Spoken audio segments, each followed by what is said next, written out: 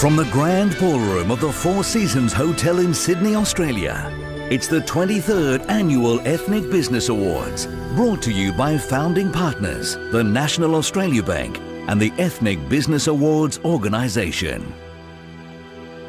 And now, the Welcome to Country, to be delivered by Mr. Paul Newman.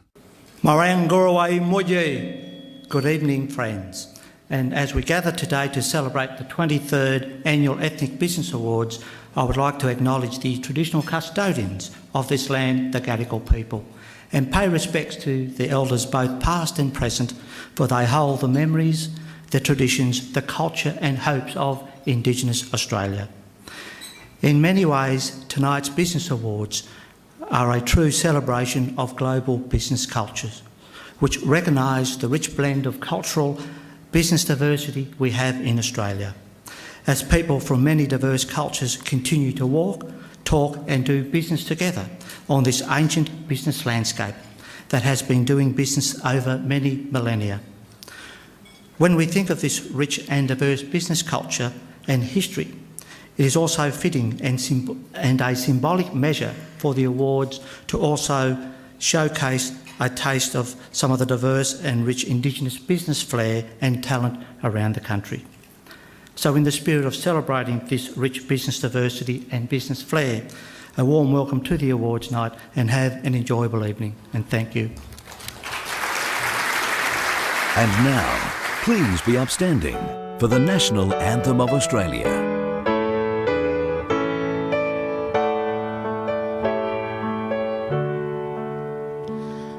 Australians, oh, let us rejoice, for we are young and free, with gold and soil, wealth for toil. Our home is girt by sea, our land abounds in nature's gifts of beauty, rich and rare. In history's strains, let every strain advance Australia fair. In joyful strains, and let us sing, advance Australia fair. And now, please welcome your charming and beautiful host for this evening, respected journalist, presenter and travel writer, Australia's own Ms. Tracy Spicer. Thank you so much. What a lovely welcome. Ladies and gentlemen, welcome to this unique celebration of excellence in business. Our thanks to the Gadigal people, the traditional owners and custodians of the land, for embracing this event.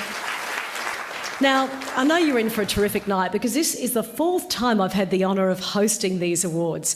In fact, I was saying to someone before, it's my favourite night of the year, but I better say aside from my wedding anniversary, just in case my husband's watching the telecast. And I'm sure this evening will be as uplifting and entertaining as always. The finalists in the 2011 awards, and I've had the honour and the privilege of reading and seeing some of their stories, are truly amazing. They've been drawn from hundreds of nominations that once again came from every state and territory in Australia and included immigrants from all over the world. Many of the nominees came here as refugees, displaced people looking for new hope and new opportunities. And they've certainly seized those opportunities with both hands. Their achievements are inspiring, and their contribution to Australia can be measured not only financially but also culturally and spiritually. Last year, you may be aware, a new award was introduced to celebrate the achievements of Indigenous Australians. Above all else, these awards are a celebration of cultural and ethnic diversity, and the inclusion of an Indigenous award was a vital step in completing this whole picture. The success of that initiative has been reflected in the number of entries in the category this year. And again, we're going to hear some wonderful stories from those finalists. So as you can see, the Ethnic Business Awards continues to grow and to flourish. It remains one of the longest running corporate awards in Australia, And now, after 23 years, the various incarnations of these beautiful trophies you can see behind me, prized recognition of commercial endeavour, grace dozens of boardrooms and offices throughout the country. Tonight, we'll hand out 3 more of these awards, and as we do, we'll be joined by some terrific guests and speakers, with the whole event broadcast to a huge international television audience through our broadcast partners, who we thank very much, including SBS, the Australia Network, the Aurora Community Channel, the National Indigenous Television Network, Vision Asia and TVB Jade World. We're delighted this year to welcome BRW Magazine to our panel of media partners, which also includes El Telegraph, Indian Link, the Sydney Korean Herald, the 1688 Chinese newspaper group, Singtao, Chudyung, Neos Cosmos and Black Pages. This whole event is only made possible through the generosity of such sponsors. The founding partner in the Ethnic Business Awards is, of course, our friends at the National Australia Bank, and they're joined this year by the Department of Immigration and Citizenship, Hill and Knowlton, Astra Limousines and the Four Seasons Hotel, who all continue their incredibly generous sponsorship. As for the hundreds of nominations that come in, well, someone has to go through them to reach the people we'll meet this evening. We're down to 12 finalists tonight, 4 in the small business category, 4 in the medium to large business category, and 4 in the Indigenous business category. And the task of reaching that final list fell to our illustrious panel of judges. These people give their valuable time and energy without question and do a brilliant job of both choosing the finalists and, of course, selecting the eventual winners. So I'd like to say a big thank you to them as I introduce each of them to you. Our judges, ladies and gentlemen, beginning with Mr. Joseph Elu. Bringing his knowledge and expertise to all the judging categories, but in particular to the Indigenous area, Joseph is the current Mayor of the NPA Regional Council, a relentless advocate for Indigenous enterprise, past Chairman of Indigenous Business Australia and Reconciliation Australia, and co-chair of the Indigenous Community Volunteers Foundation. He joined the EBA family, and it is a family, I can tell you, having been involved for a while now, just last year, but I'm sure he already has a sense of the enormity of the judge's task. Joseph, thank you for all your good work.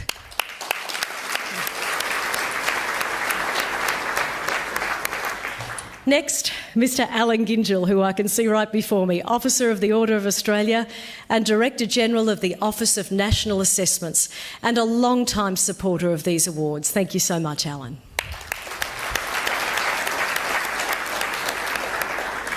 And of course, the gorgeous Gala Zampatti, recognised with a number of Australian and international awards for achievement and excellence in fashion.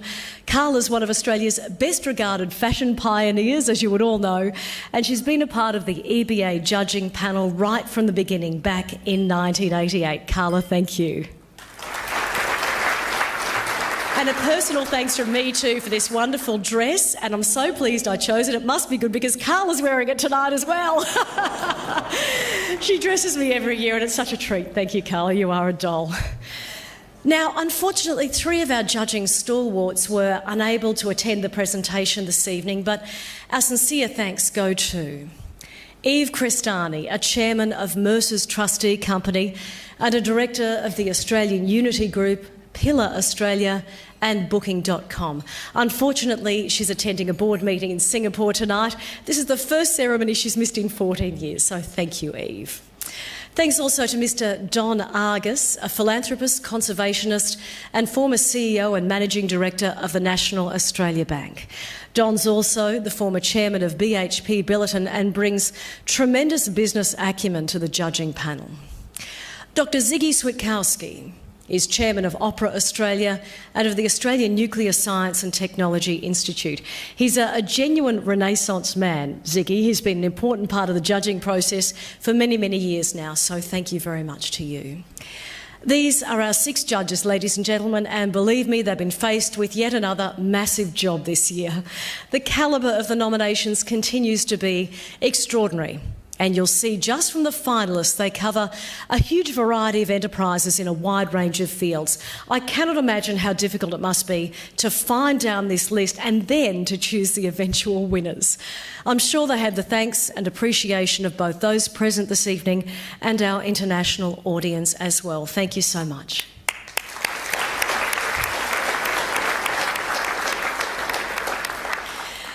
As I said, we do have many distinguished guests here this evening, and I'd like to take this opportunity to thank each and every one of them for the pleasure of their company. Their attendance is not only an endorsement of these awards, but also an expression of their individual commitment to multiculturalism and diversity, and I think everyone in this room knows how important that is. They include representing the Prime Minister, the Honourable Senator Kate Lundy, Senator Parliamentary Secretary to the Prime Minister, Parliamentary Secretary for Immigration and Multicultural Affairs. Representing the Leader of the Opposition, the Honourable Christopher Pyne MP, Shadow Minister for Education, Apprenticeships and Training. Ambassador for the Czech Republic, His Excellency Dr. Hinek Komonacek. Ambassador of Croatia, His Excellency Mr. Vincenze Biuk. Ambassador of Lebanon, His Excellency Dr. Jean Daniel. Consul of the People's Republic of China, Mr. Eamon Fu. Vice Consul of the People's Republic of China, Ms. Lancy Yu. Consul General of Croatia, Mrs. Mirjana Ana Maria Piskulic. Consul General of Egypt, Mr. Ayman Kamel. Consul General of the Republic of Turkey, Ms. Gulsharan Çelik. Consul of Japan, Mr. Yasuhiko Shimizu. Trade and Investment Attaché of the Indian Consulate, Mr. J. Rao Palagumi. Second in charge of the UAE Embassy, Mr. Mohammed Al-Maneh.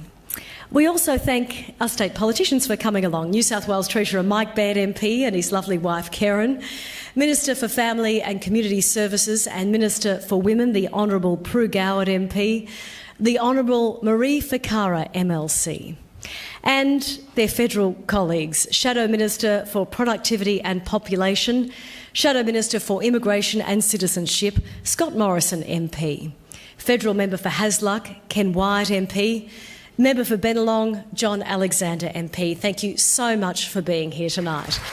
We'll be back with some terrific entertainment and, of course, tonight's finalists shortly.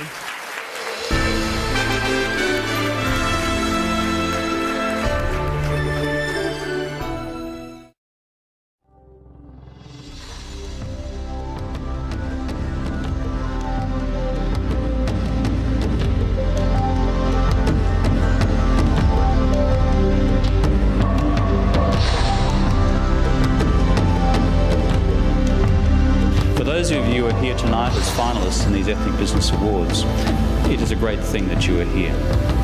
You are our automatic bridge to the world, and so much that we do in commerce, in export, in import, in trade and investment, and what is now the worldwide economy transacted digitally. You form such natural, wonderful, diverse, fluent, culturally sensitive human bridges to the rest of the world that you are for us an enormous national strength and one to be celebrated.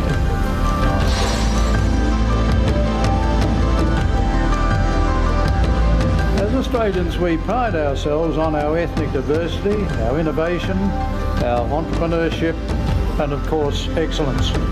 And it's these very qualities that are celebrated tonight through the Ethnic Business Awards. I thank Don Argus and the National Australia Bank for supporting them, for supporting these awards, because it means that our country is keeping our values in sight. The migration program has changed Australia. Well, of course it has, inexorably, forever. That is, having been bequeathed this enormous continent, so long in the trust of our Indigenous people, that we have an opportunity probably second to none in the world, and that a small monoculture, if it could hang on to it, could not adequately develop it. We're really saying we're taking the chance to highlight the tremendous achievements and efforts of some Australians who've come to this country, have not started with the natural advantage of knowing it, and have and have done things that are special, which we can all identify with and which we can all celebrate. And that's really, I think, what the Ethnic Business Awards are about. Diversity creates unity. That unity, born of diversity, creates opportunity. Multiculturalism is Australia's competitive advantage in the global marketplace.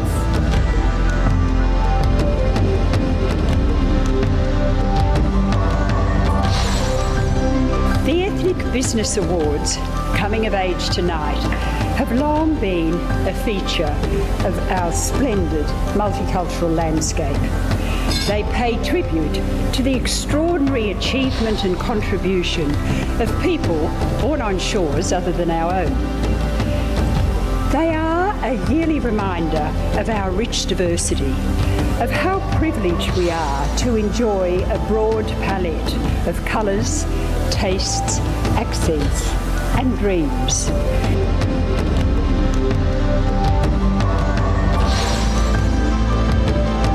It's not possible to think of the economic growth of Australia over the last 30 or 40 years without thinking of the massive contribution that have been made by the group loosely called Ethnic Australians to the development of our country.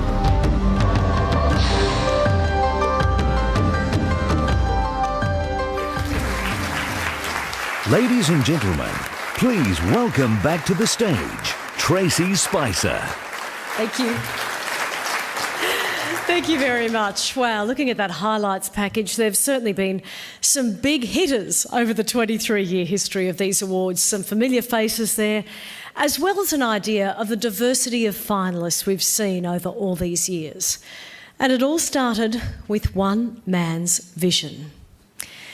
It's now my great pleasure to introduce to you a man who's not only a founding partner of these awards, but who continues to be a major sponsor as well. His office, his family, and a whole dedicated team work the year round to bring us this evening. Himself an immigrant from Lebanon, he's a business achiever in his own right, a published author whose book, In Someone Else's Shoes, has become a virtual user's guide to multiculturalism in the areas of cross-cultural communication, trade and advertising in Australia. Please give a very warm welcome to the stage to Mr. Joseph Asaf.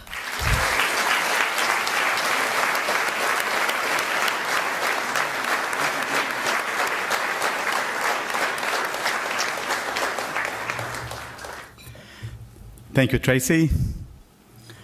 The Honourable Kate Lundy, Honourable Christopher Pine, it is my great pleasure to be here this evening to welcome you all to the 23rd Ethnic Business Presentation Dinner.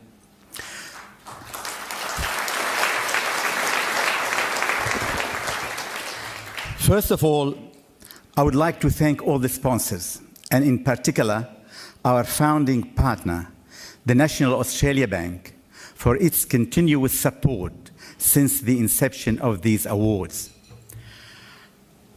The National have been a great partner and a stalwart supporter. A special thanks to our esteemed judges for the wonderful work they have been doing. And allow me here to make a particular mention of the founding judge, Gala, who has walked this journey with me for all these 23 years. In addition to her contribution to the judging process, Carla has added an extra touch of elegance to this event through the beautiful dresses she has designed and provided. I also wish to thank all our media partners. I welcome the BRW magazine to our family of media sponsors. And I would also like to acknowledge the contribution of the founding media partner, SBS, for broadcasting these awards since their inception.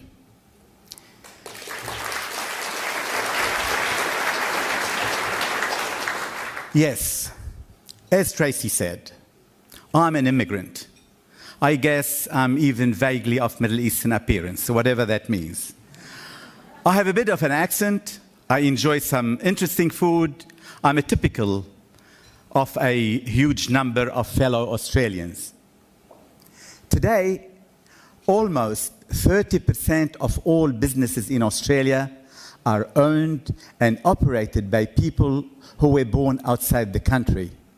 That group is itself made up of people from more than 100 nations.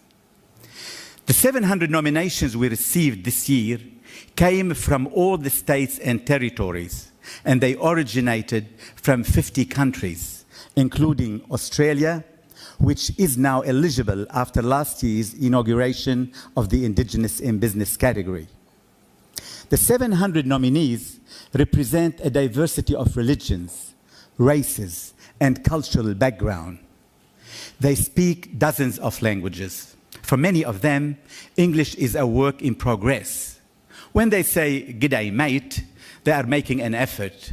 But it is an effort that they are proud and happy to make. Refugees, skilled migrants, business migrants, those being reunited with family members, it doesn't matter. They are all here to become a part of the great Australian story, to share the fruits of cultural diversity, which these awards celebrate. And they are here to add their own individual color to the rainbow, their own note to the harmony in business and in all aspects of life. Like the song says, we are one, but we are many. And that is a huge advantage, because with diversity comes the opportunity for both social and economic harmony. Immigrants bring to their new home their own market requirements, their own needs, and their own ability to service those needs. They share with all of us the bounty which is generated by that circle of supply and demand. And the circle widens like a stone thrown into a still pool. Quite often, migrants will begin by producing things to satisfy their own taste and needs. Then they start to market their products to the community at large. Often, they will end up exporting them to their countries of origin and then to other parts of the world. In doing so, they create Australian jobs and generate Australian profits. In this way, cultural diversity confers social and economic dividends. It has been Australia's single most important catalyst for innovation and creativity in social, artistic, and economic development. It is what makes this nation a melting pot of ideas, hopes, and aspiration. Our celebration of this diversity was incomplete without the original culture of the land, the culture of the first Australians. So, as I said earlier, last year, we introduced an award to recognize the Indigenous in business. This award has completed another circle, social, economic, and cultural. I'm proud to say that it has already been a huge success, and I firmly believe that it has succeeded because it is an inclusive award. It is an integral part of the weave and weft of what we are doing here. It is another celebration of being Australian, of striving, achieving, contributing, mentoring, and participating. Indigenous and migrants, refugees and business migrants, early settlers and new settlers, blacks and whites, men and women, English speakers and non-English speakers, people of Middle Eastern appearance and people of European appearance, people of all faith and creeds and political persuasions. They all share the roads, all pay taxes, all support each other's networks, and all call Australia home.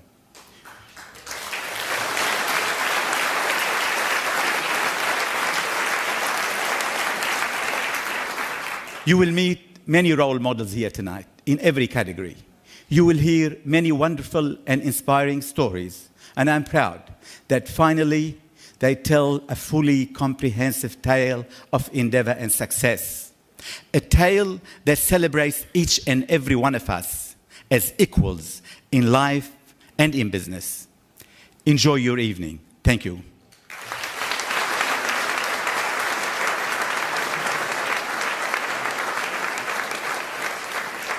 And now it's my pleasure to welcome to the stage Senator the Honourable Kate Lundy.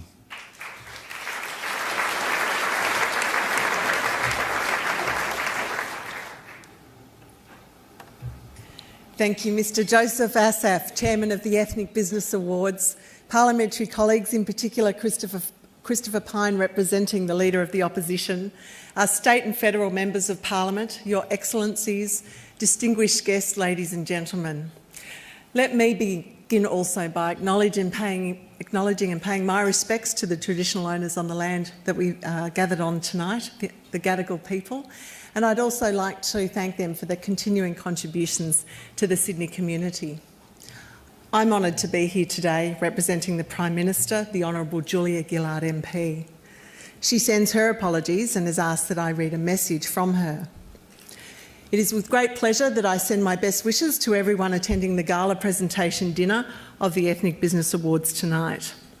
Since 1988, these awards have recognised the business success stories of people from diverse backgrounds and have provided an opportunity to promote an appreciation of the contribution of overseas-born Australians and their contribution to our community. Australia has benefited from the rich cultural traditions and enterprising spirit of people who've migrated from all over the world and who've sought haven here. And I welcome the contribution you've all made to our strong and vibrant nation and its economy. These awards also recognise the contribution of thousands of Indigenous Australians currently running their own businesses through the introduction of the Indigenous in Business Award. Indigenous business owners across a range of sectors are providing the dignity and benefits of work to many Australians, and I thank them for their hard work and dedication to their local communities. I congratulate the winners of tonight's awards and those who have been named as finalists. I once again send my best wishes to all attending the Gala presentation tonight and hope it is both enjoyable and memorable. Julia Gillard, Prime Minister of Australia.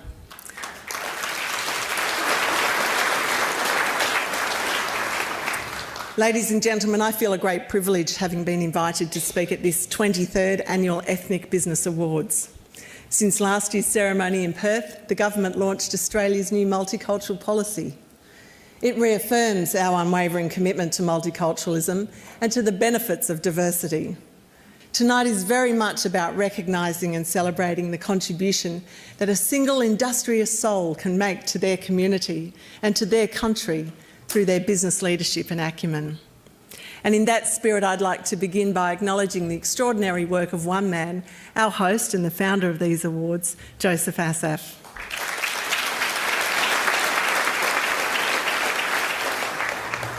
From these humble beginnings, Joseph, amongst other achievements, has built this event over 23 years.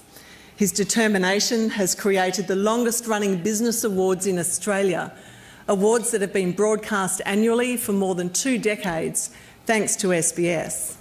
Joseph has not just created an event, he's driven a shift in Australian culture to recognise the benefits of immigration and the contribution of migrants in our business world. Tonight, we again celebrate the inspirational business achievements of those born overseas. And we take time this evening to celebrate the business achievements of Indigenous Australians.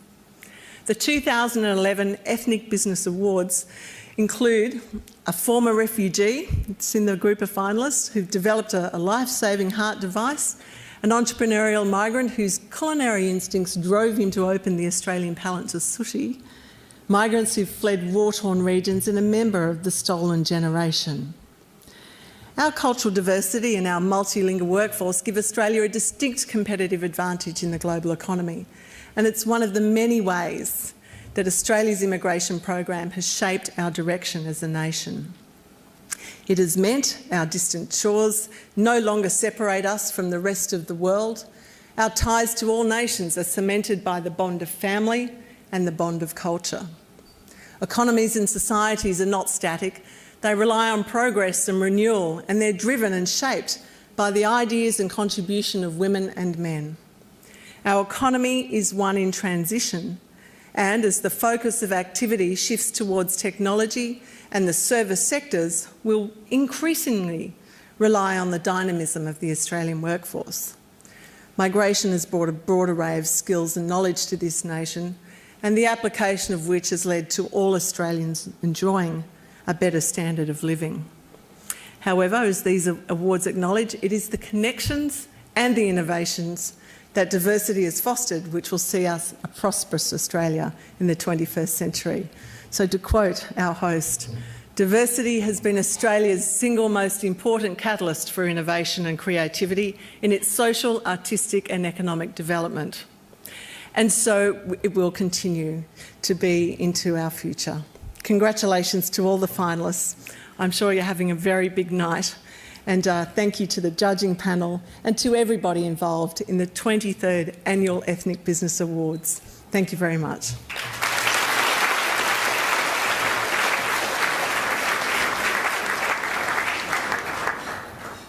Thank you very much for those heartfelt words, Senator Kate Lundy. And once again, Joseph Asif, thank you for your stirring speech. You never fail to inspire. Ladies and gentlemen, remember that great entertainment I promised you? Some of it is coming up. Appropriately, we have a truly multicultural lineup tonight. And to get us off to a fabulous start, I'd like you to welcome someone we have literally just managed to snaffle up before he performs at the Sydney Opera House in 2 days' time. We are so lucky to have him. He is one of Croatia's top performers. Please welcome Oliver Dragojevic.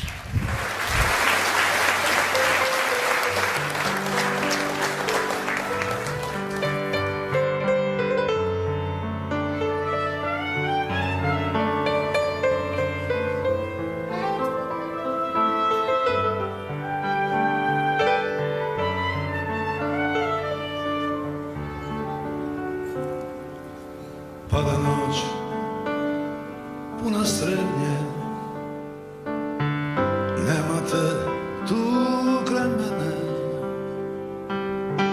a trebam te kao pjesni svoju bol.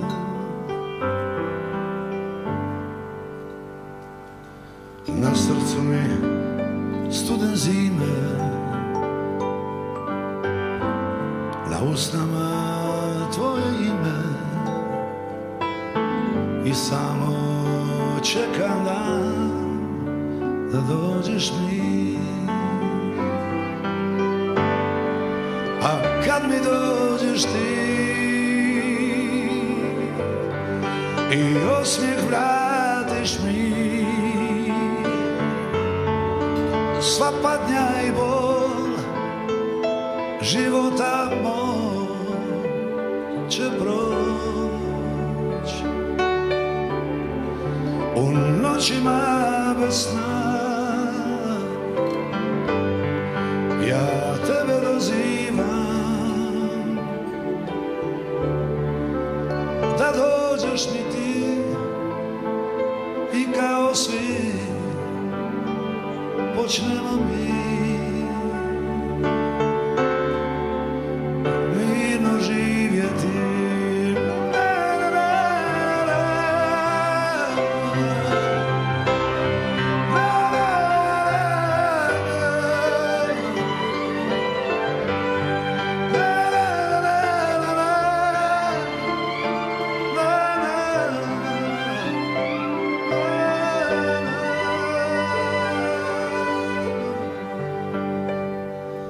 Moj dan nema kraja,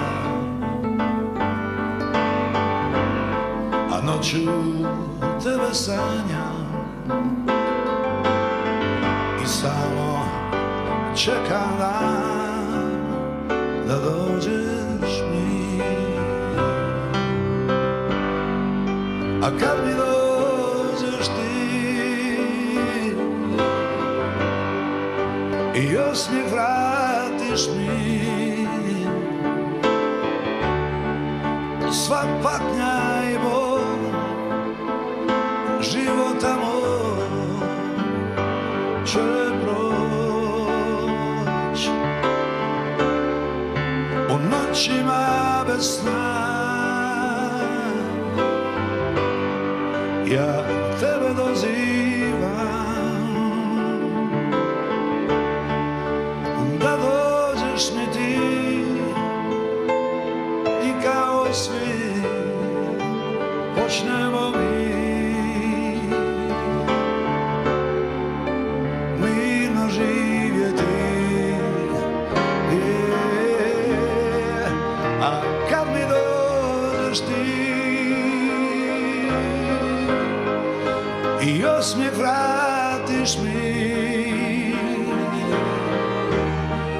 sva patnja i bol života će proć u noćima bez sna. Ja tebe dozivam da dođeš mi ti i kao svi počnemo mirno živjeti.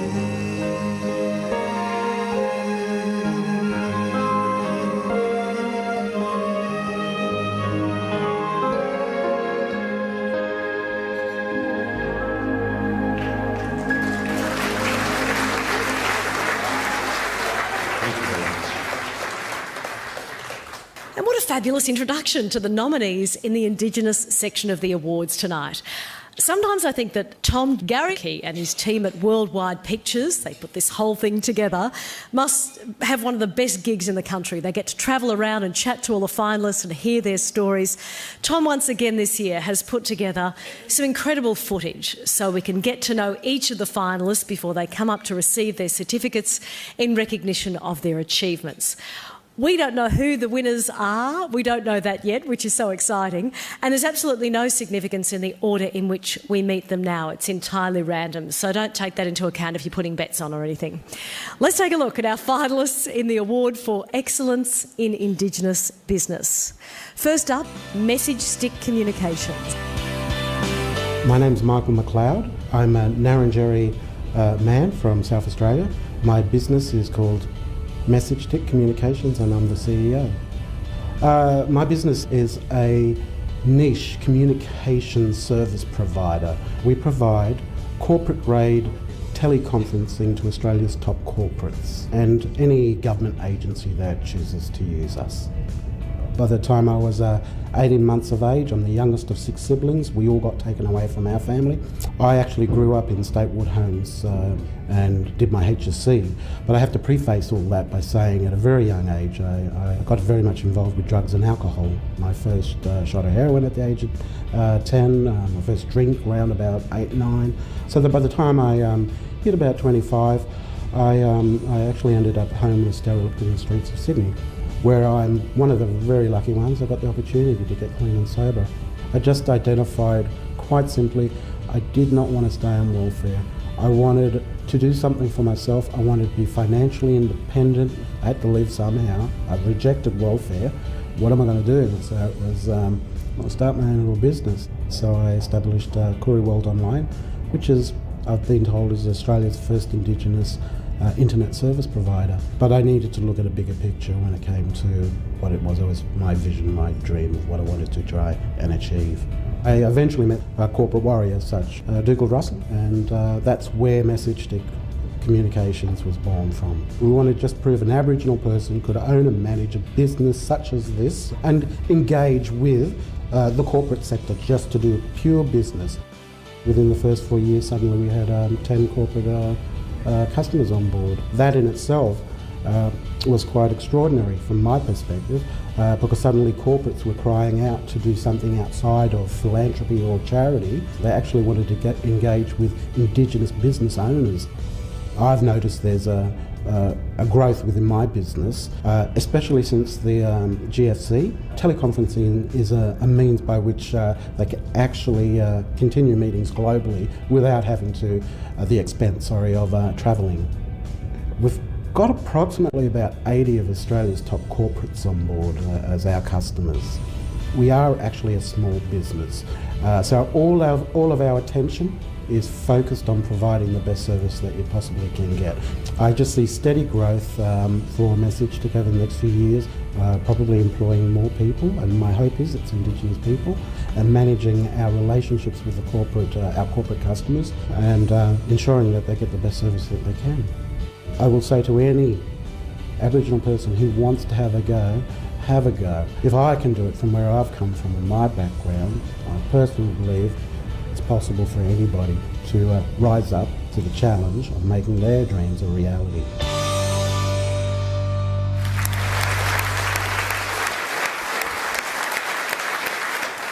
Michael McLeod, after life showed him all that, I mean the horror of all that, he wanted to take responsibility for himself and his future. And boy, he's certainly done that. Message TIC now operates as what he calls a nimble niche player in a global industry sector that's dominated by very large players. Along the way, Michael's also promoted the growth of various Indigenous chambers of commerce throughout the country and helped to create the Indigenous Business Council of Australia. From New South Wales, please welcome Michael McLeod.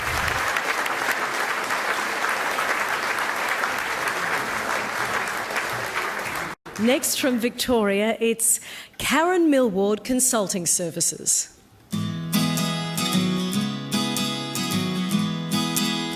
I'm Karen Millward from Karen Millward Consulting, and I'm a Yorta Yorta woman from Victoria. I provide consulting services, training, and provide facilitation services as well. The type of work that I actually do takes me all over Australia to Aboriginal communities, but also working for government departments and their agencies. I've been operating for 7 years, used to work in government before that, and I decided I could actually do more for the Aboriginal community if I actually worked for myself. I'd say the first year was a real struggle. I've used the payout from government to actually have some cash flow to start. I didn't realise how much I actually really needed. Thought that, it would just be needing a laptop and a phone and money to drive the car, but you actually need more than that. But my mum and dad were in business as well, so I've had that business ethic of wanting to work hard and do well. My business is basically myself, but I also have my husband Steve, who does all the bookkeeping, and he manages the administration side of things for the business.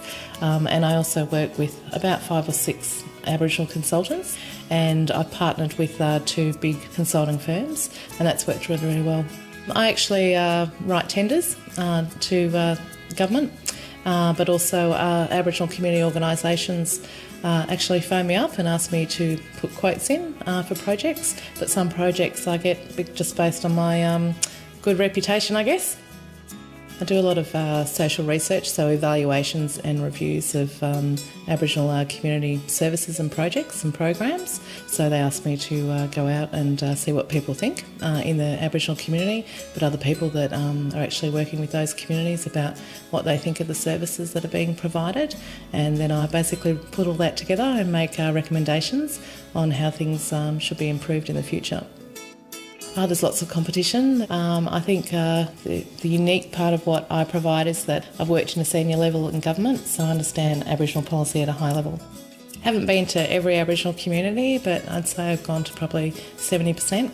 All the communities are very diverse, so they all have different stories to tell. So you actually have to do some background to find out who the people are, what the issues are, who the main leaders are in the community, who the families are, and then it's about building relationship, building rapport and trust. My goals are to keep building the business and to bring other Aboriginal and non-Aboriginal people on board. I'd also like to develop some products that we can actually sell to government. And then that's sort of reducing the amount of time out on the road and being able to spend a bit more time with family. It would be great.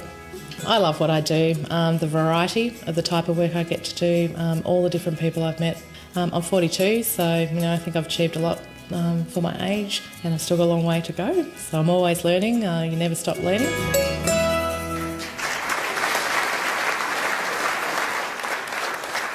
Over 7 years, Karen Millward's consultancy has delivered more than 500 cultural respect and training programs and worked with more than 100 Indigenous communities throughout Australia, as you just heard, delivering 135 projects, including the Mullum Mullum Indigenous Gathering Place in East Melbourne.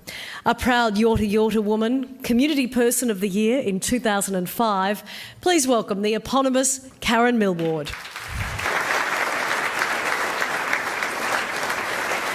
Our third finalist in this category is Complete Workwear Services. My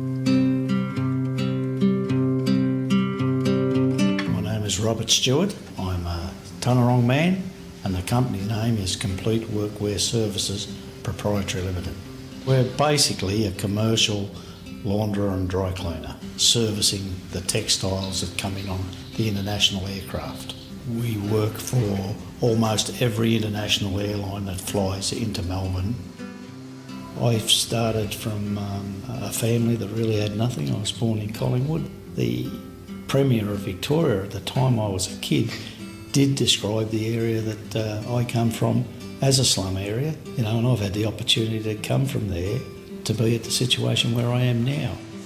I started the company from nothing. I seen an opening in the market to go in and service the meat industry. They were providing each end user of the product with 11 garments each so that they could get their 5 changes a week. I could provide a service to those people by providing them with only 3 garments and going there daily.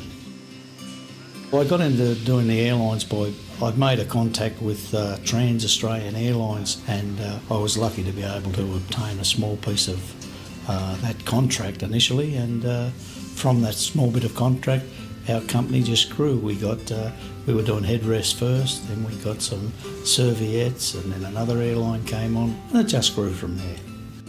We were spending long hours here. We were, some nights I was here till 11 o'clock after starting at 5 o'clock in the morning.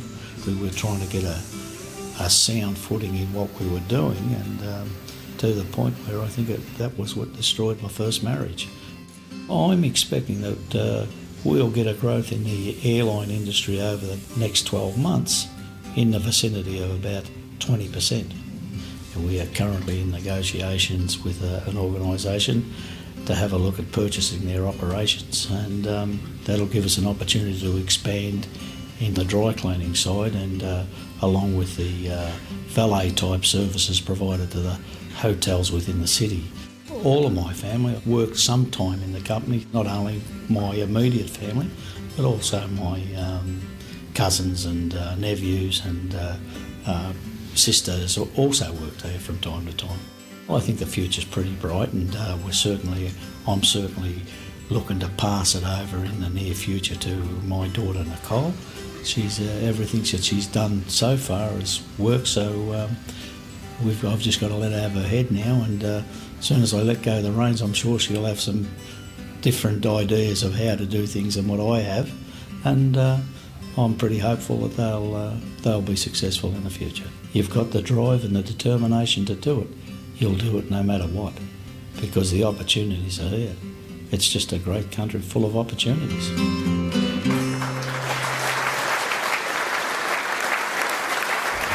Starting in 1979 in the boot of a car, overcoming a heart attack, Robert Stewart now runs a company that owns and operates 2 factories and employs 42 people, including his lovely daughter, who manages the company's finances. This robust company continues strong after more than 30 years' work, 7 days a week, 52 weeks of the year. Accepting the certificate on behalf of Robert, please welcome from Victoria his daughter and the company's financial manager, Nicole Stewart.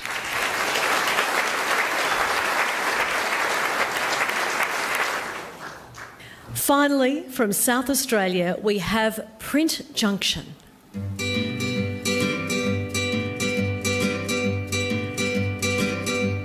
My name is Sheila Tawson and the name of our company is Print Junction.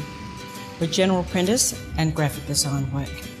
I come from Point Pearce, and the tribal name of it is Narunga. We started in 1997. Went to the bank and got a small loan, and we used some of our funds that we've had and found ourselves a place first. And we drove past that little place, that little business for days on end, thinking, well, that's ours. Then we got our press, single colour press in, and Leon worked it. And I was at the front waiting for that first phone call before Leah started with us.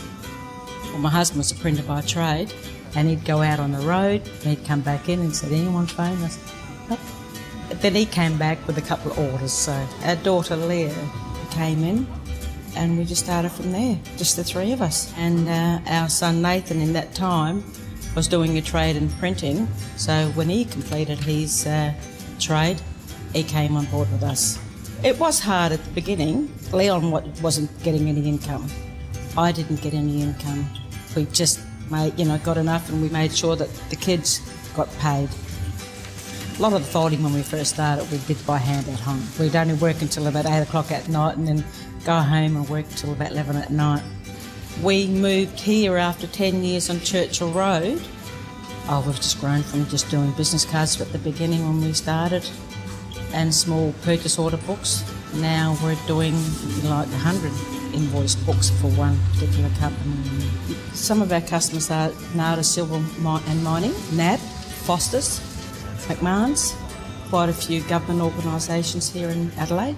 You know, mining companies we do a lot of work for in Western Australia. We do work for people in Darwin, Canberra, Adelaide, Sydney, Melbourne.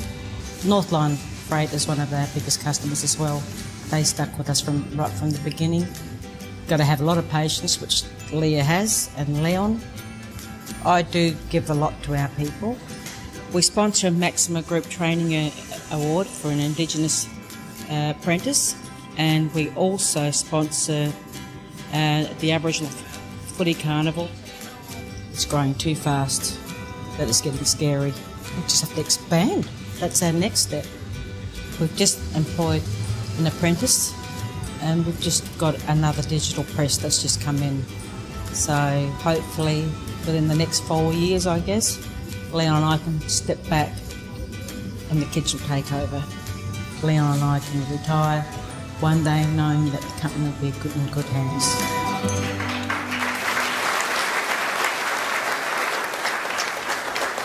In the competitive area of printing and graphic design, Leon and Sheila Tausen's Print Junction is a multi-award winner and has taken out several gold, silver and bronze prizes in the Printing Industry Craftsmanship Awards, servicing a whole range of businesses right up to very large corporations.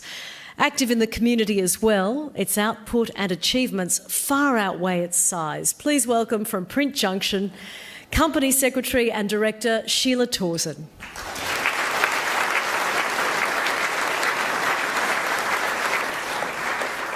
Congratulations to Sheila and Leon, and indeed to all the many nominations in this category as they fly the flag for Indigenous business throughout Australia. It's a pretty great story, isn't it? Pretty inspiring. How about another round of applause?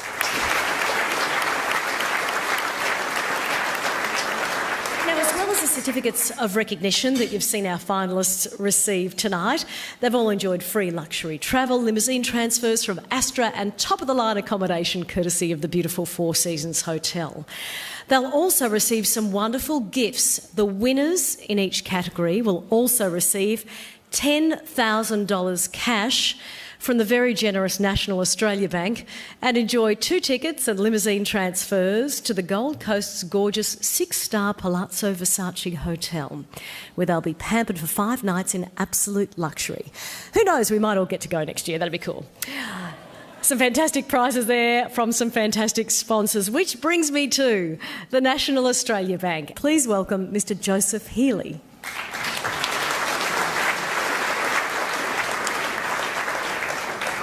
Joseph, 23 years, what keeps you coming back? It's not just the great food and beautiful wine, is it? Well, that's a big part of it. No, the real reason is that we believe passionately in the importance of ethnic business. And you've already heard the many comments from Kevin Rudd right through to other famous commentators talking about the important role that the ethnic business community has played in the prosperity and growth of this country. We are absolutely thrilled to be associated with this. And 23 years is a long time, but also I think it demonstrates our consistency and commitment. It's something that we believe strongly in, and it's something that we're enormously proud to be associated with. You also do a lot for Indigenous business as well. Take us through that. Well, I was thrilled when Joseph announced that the Indigenous business community was going to be part of the Ethnic Business and Indigenous Awards, because there's a huge potential and opportunity in the Indigenous community that is largely still, I believe, untapped. We're very committed to Indigenous businesses and, in fact, making sure that we have Indigenous people as part of our own workforce, and particularly in the business bank, because it's very important that the people that we have working in the business reflect the customers and the communities that we work in.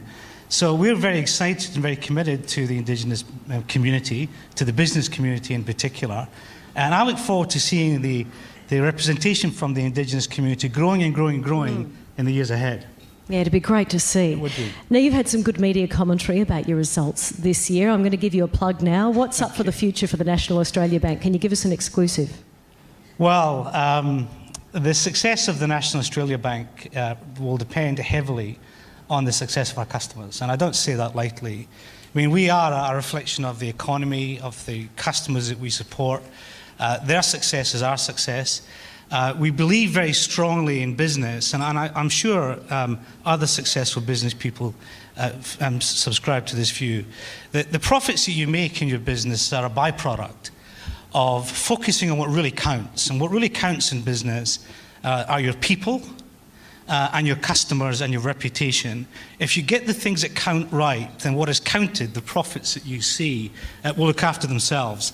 So the big priority for us is to continue to focus on what counts, and particularly our customers, to make sure that we're looking after our customers, that we're consistent in our approach to our customers, that we're helping these small businesses become big businesses, that we see that in small acorns, big trees can grow.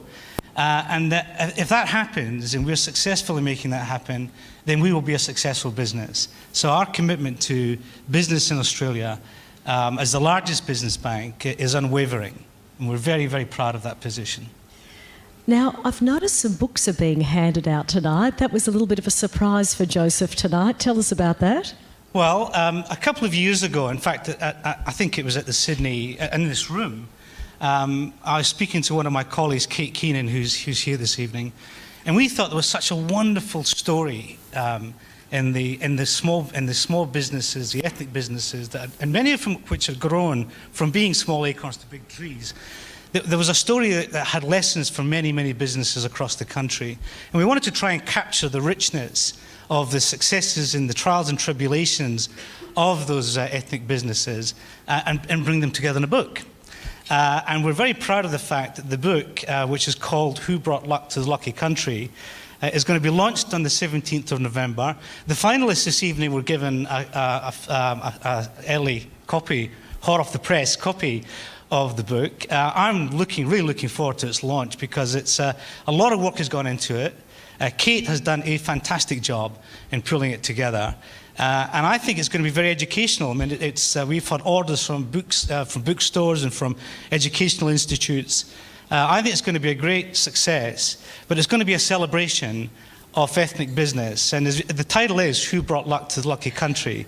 Now, I'm reminded when I say that, and reflecting back on some of the stories we've heard already this evening, of the quote from a famous golfer, and that is that the harder I work, the luckier I get.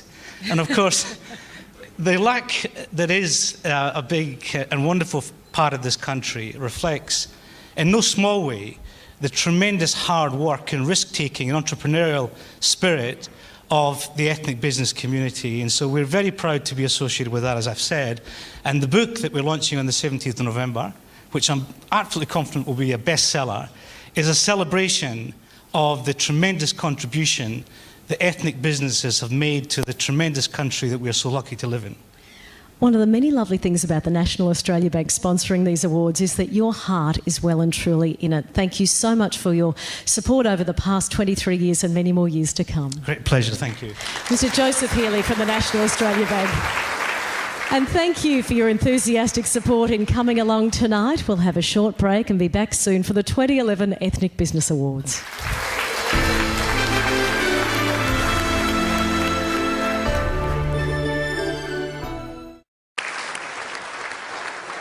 in the final category for this evening, the Medium to Large Business Award.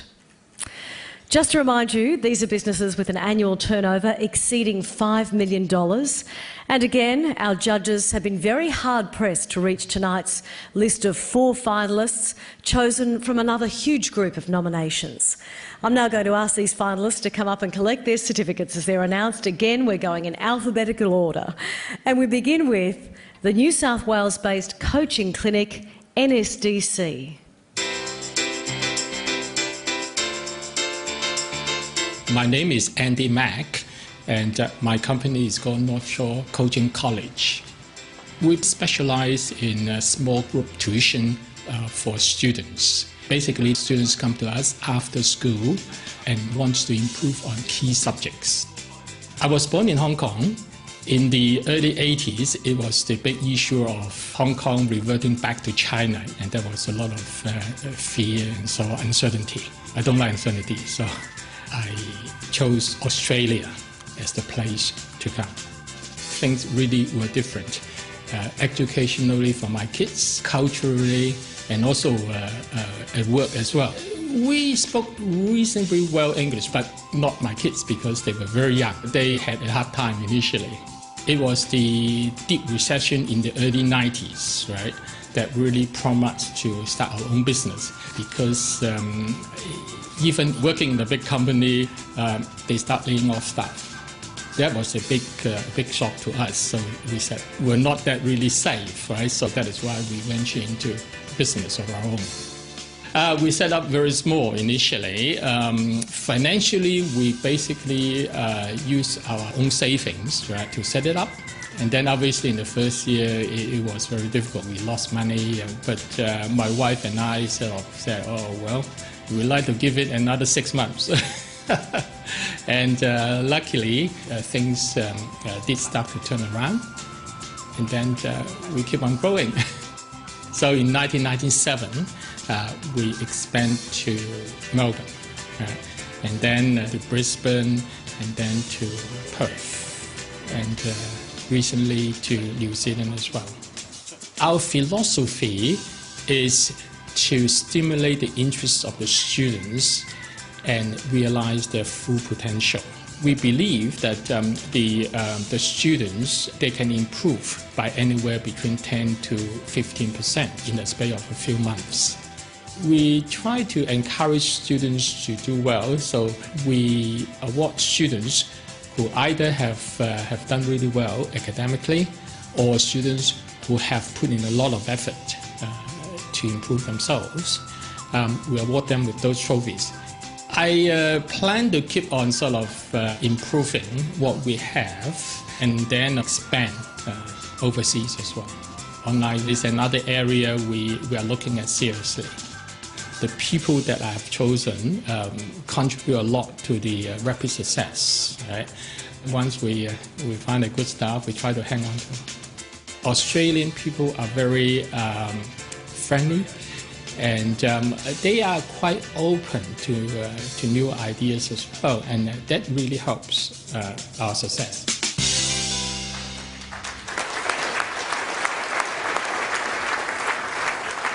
Yes, from Hong Kong there, Andy Mack imported the notion of exam-oriented small group tuition, an idea that was culturally adventurous in his new country of choice.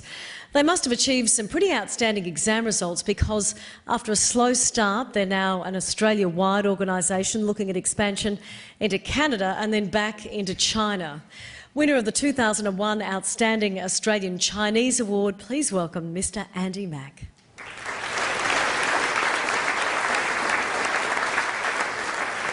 All right, moving on next, from Victoria via Rajasthan, India, we have Texas Peak.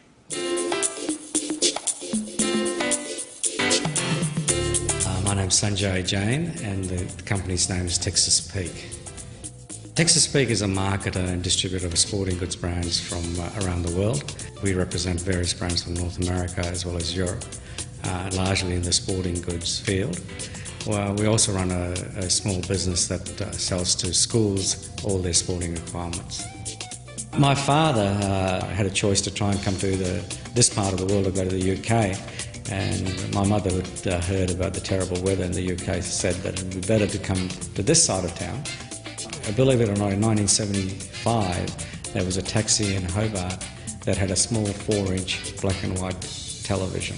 We'd never seen TV. And on that 4-inch black and white TV was a talking kangaroo called Skippy. And we just looked at, my brother and I just looked at our mum and dad and said, what an amazing country that it's got a TV and a kangaroo that talks. Fantastic. Even though we went to English medium schools in both Fiji and in India, we really didn't know much English at all. And I quite clearly remember not understanding what the science teacher and what the English teacher told us for the whole year. Even if I could read the words, I couldn't understand the accent. And so it was very difficult. We started with a very small organisation of about 6 people. We had very little capital. I had to borrow money from friends and family. Bruce, my partner, actually sold his house to become partner in the business. And in fact, the first 2 years we found that the previous distributor who had gone broke had left quite a few retailers with credits that needed to be fulfilled if we wanted to continue to do business with these people. So I think the first 2 years we actually gave up all our profits in trying to maintain some sort of a relationship. We have what we call is a Texas Peak way of doing business, that we try and be relaxed in the way we do it, but we do it in a professional manner. We also have a great product. I mean, I think it's easy to sell something that performs, and all of our brands are performance-based. They tend to be things that do the job that they're supposed to be doing rather than being a fashion statement. We've been with Brooks for nearly 20 years, Helly Hansen for 15 years. We must be doing a reasonable job for them to keep doing business with us. For 20 years in a row, the business has continued to grow. In terms of turnover, in terms of the number of people that we have. My proudest moment is that not only do we employ 200 people, we have people from various different nationalities, various backgrounds. That gives me a lot of satisfaction that we can provide an income for so many people. If you wanted to be in the sporting goods business, you couldn't pick a better country. We're sports mad. And of course, the affluence that exists within this country is obvious benefit to a market of brands. I wake up every day and say, what a great country. Every time I go away, I can't wait to come back to Australia.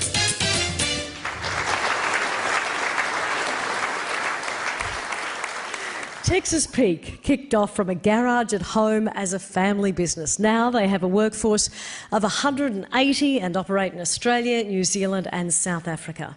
This is a multi-award winning company that's been supported from the outset by our friends at the National Australia Bank, and which actively fosters an understanding of diversity and Australian multiculturalism. From Rajasthan, India, this is Sanjay Jain, ladies and gentlemen.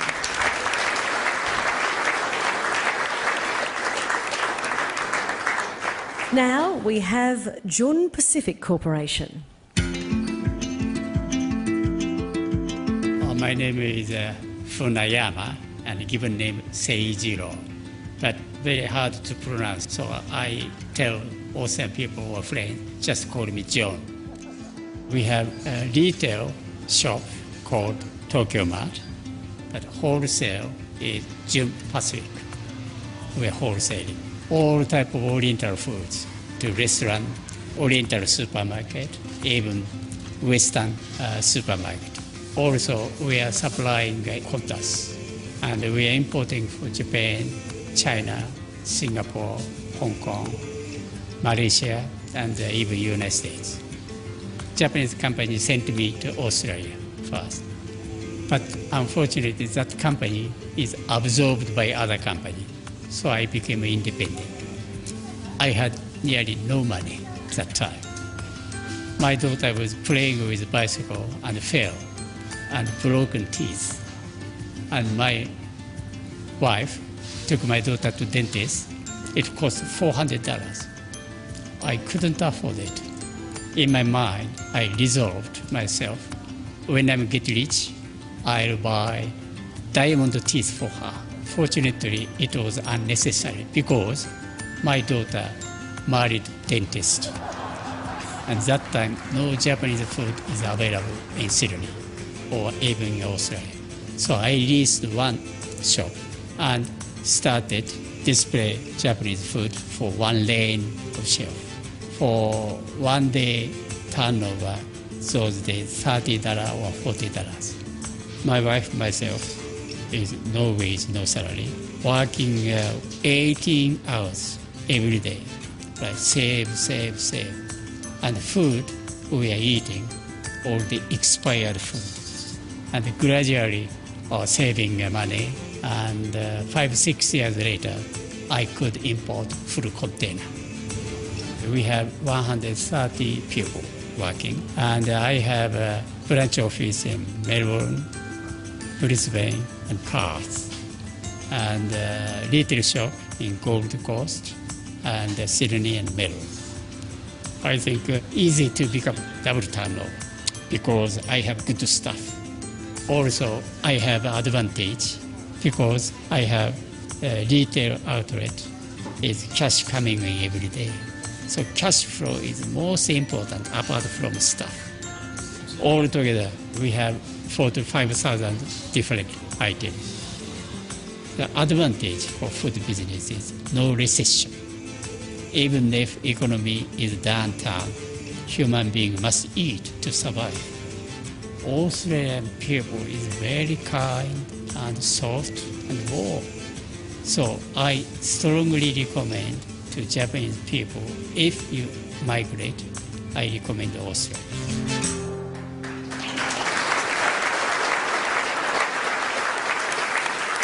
When Seijiro Furuyama came to Australia from Japan in 1961, and it would be 3 years before he could be reunited with his wife and son.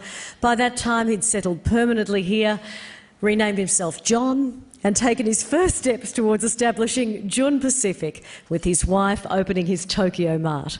His wife Taiko became his sole employee there. Now Jun Pacific, the wholesale arm of the business, employs a large multicultural staff. Based in New South Wales, it has plans for shops and warehouses in Adelaide and Darwin, and a projected income in excess of $50 million, a genuine success story. Please welcome him to the stage.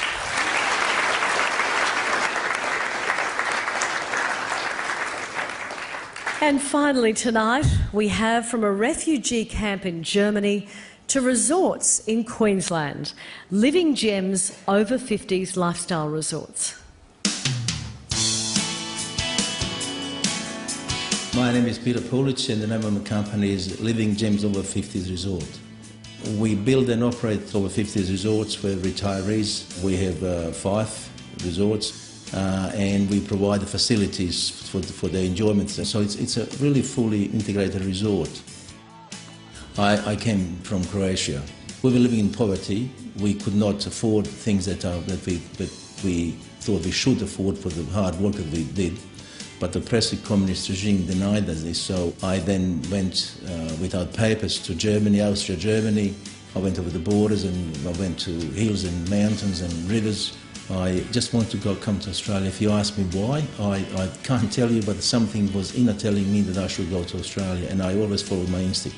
I couldn't speak any English when I got here, but when you're young and I was determined to succeed, I set the goal to myself that I need to work very hard, honest, hard, on time, punctual, and I said if I can't do that, then I may as well go back. I started mixing mud for bricklayers and plasterers in eastern suburbs in Sydney. During the lunch hour, I would buy beer to people to teach me plastering. And I kept joking, if one day when I become a plasterer, you blokes, you'll all come and work for me. And that became true, you know. I came to Gold Coast 1974, and then I got into bricklaying, labour hire, Gibro King, and then I bought a caravan park because I had all these tools to store. I had 25 mixers and scaffold and everything, so I bought it because of the attraction of the vacant land. And then the idea came to us that why don't we transform the caravan park into something better, like a true resort. And that's how the Living Gems was born. You got a 2 or 3 bedroom lovely home with a garage or carport. It's a gated community. You got a nice resort, and all that for a very affordable price. When the client comes in, they usually bring their families, they bring their daughters and sons, and they bring in and want to show where mum and dad want to buy a house. You need to satisfy not only the buyers, also their family. That is very important in a business like this. If we're going to stay in business, we need to innovate and we need to add to our business. We can't go backwards or we can't stay stagnant or same, otherwise business will not grow. Well, my greatest achievement is my family, my wife's drive car, my 4 boys. Forget all the business. Business is nice if it comes, but family, you need to look after your family. I'm proud that I can say that I've given 4 sons to the Australian community where they contribute. Well, I'm grateful to the Australian people that they've taken me as a migrant with no language, no schooling, no trade. Working hard is sometimes not the key to everything. The key is having a fertile ground that the people will recognise your hard work, that you can keep the fruits of your labour. And that's what this country is all about.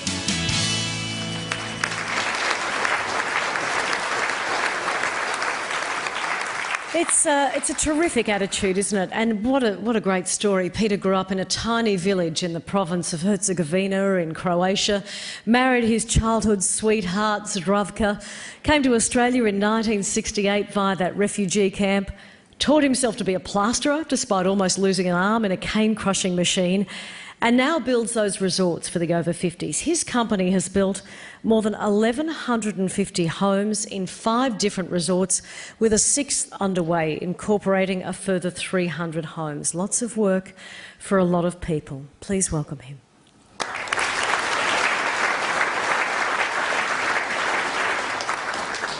Please put your hands together for all of our finalists in the medium to large business category. Well, ladies and gentlemen, it's time for the announcement for the winners in each of the categories. I'd like to welcome for the presentations to the winners Senator the Honourable Kate Lundy, the Honourable Ken Wyatt, Mr Joseph Healy from the National Australia Bank, and Mr Joseph Asaf, the founder of the Ethnic Business Awards.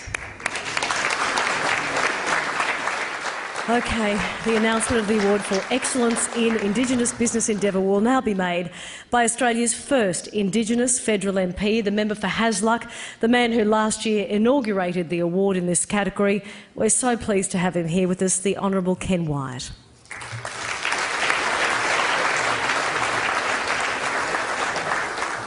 Thank you. I wish to acknowledge the Gadigal people on whose land we are meeting today and who are the traditional owners of this land. It is a privilege and an honour to be at the 2011 Ethnic Business Awards and present the award for Indigenous business. This award is the first of its type that I'm extremely passionate about. Aboriginal entrepreneurship should be fostered and encouraged, as it is essential to the economic development in our communities. Whilst we cannot say that we are multicultural in terms of our society without Aboriginal culture being celebrated, it is important that we do. We must always look towards success being measured on merit, and similar to my life journey and ultimate entry into politics, these business leaders have created their own success, and I salute you all for being leaders in our community who have made it on their own or have put their hand up and done it without a handout. Without any further ado, the winner of the 2011 Ethnic Business Award in this category of Indigenous in Business is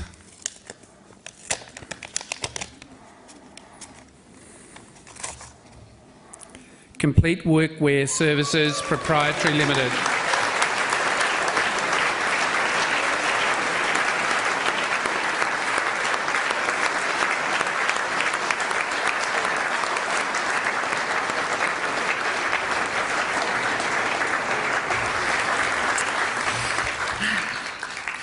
Hang on, deep breath. Good evening. As a Tanarong woman, I pay my respects to the traditional custodians of the land. I'd like to congratulate all the other Indigenous and non-Indigenous finalists and thank Joseph Asaf for the inclusion of the Indigenous category in these awards. I would also like to thank the judges and acknowledge Joseph Elu for his tireless work in our community. Thank you also to the National Australia Bank. the media sponsors, and a special thank you to Maria from EBA for all her support and encouragement throughout this process. The last thank you is for my dad, for having the courage to begin and grow Complete Workwear and instilling a great work ethic in all of his children. I'm excited to now be the one taking our family business to the new heights. Thank you.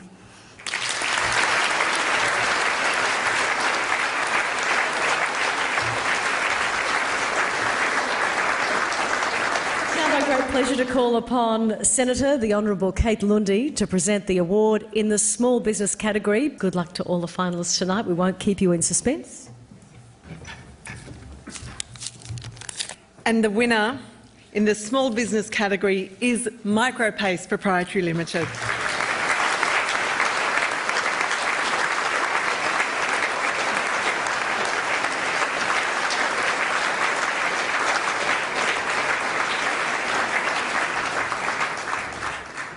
I would like to thank, of course, firstly, Mr. Joseph Assad for his great vision in founding these Ethnic Business Awards. I would like to thank National Australia Bank as the founding partner. I am greatly honoured to be able to receive this award on behalf of myself, but more importantly on behalf of the 15 people from 8 different countries that make Micropace in Sydney's inner west. I want to especially thank my COO of 7 years, who is herself an immigrant from Vietnam and whose skills have made much of our export possible. So the irony, however, is that, of course, I'm a product of a communist regime in Czechoslovakia, the very antithesis of this business award. As a young boy, at age 12, I was a good Red pioneer, and in fact we were trained to shoot guns to protect us from the very evil capitalists that sit in this room. Fortunately, we all knew this was wrong, and it was all lies, mainly because we were really keen to have your Coca-Cola and Levi jeans. But we were not able to challenge the government and the lies because we did not have the freedom that we enjoy here of free press and the freedom to criticize our government at that time. And eventually, in 40 years, the whole thing collapsed. So I am particularly proud to receive this award because I see this award as a timely reminder that free enterprise is the underpinning of our prosperity and of equal opportunity for Australians and for immigrants alike. Thank you very much. All right, we come down now to the last award for the evening, the Medium to Large Business Award. This will, as always, be presented by the founding partner. So a few words first from Mr. Joseph Healy, Group Executive for Business Banking from the National Australia Bank. Well, this is the climax of the evening, and I must admit I was absolutely thrilled with the quality of the finalists. It's a room of winners, and well done to everybody. But the winner of the medium to large business category is Living Gems.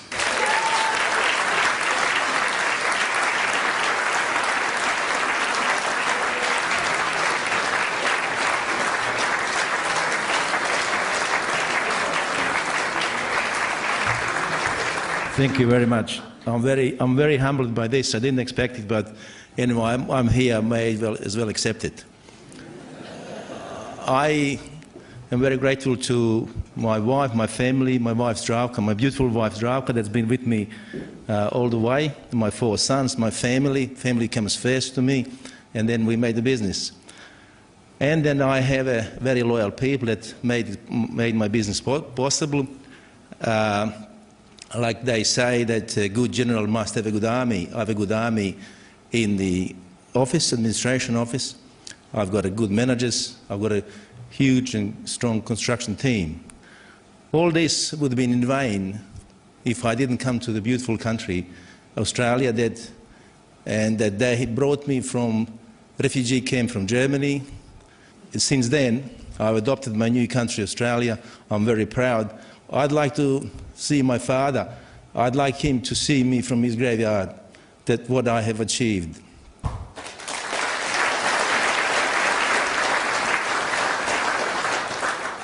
Thank you to the people in the West that helped us, and thank you to Australian people. I'd like to firstly thank the chairman and founder of Ethnic Business Award, Mrs. Joseph Asaf, and the National Australia Bank, founding partner, and I would like to thank everyone here tonight. Thank you.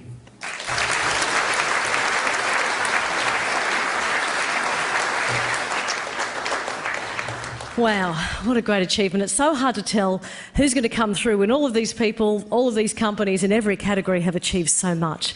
It's been a truly multicultural evening, hasn't it? From the traditional welcome to country to entertainment from a Croatian, an Afro-Australian and a Greek-Australian, and marvellous and inspiring stories from so many countries, including Australia itself, stories that I'm sure will have fulfilled all of the hopes Joseph Asaf had when he conceived the Ethnic Business Awards so many years ago.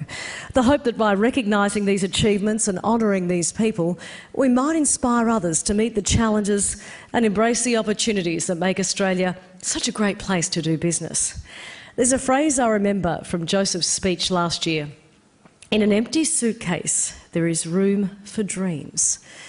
Let's show our appreciation again for those new and Indigenous Australians who've made their own dreams come true.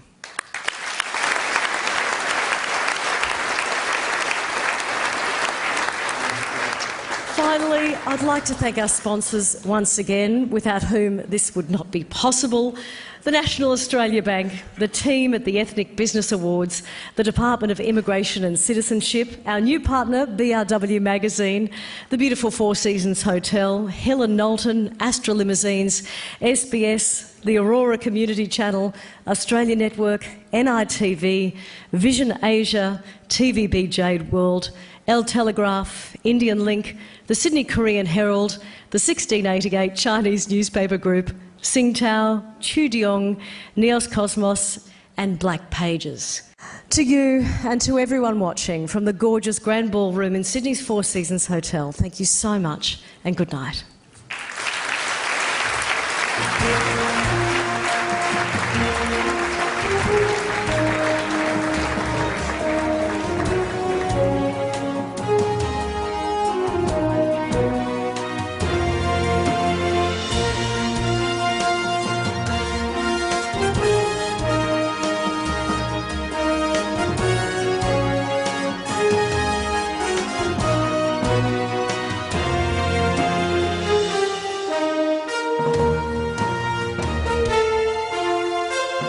Thanks for watching the Ethnic Business Awards. Please join us again next year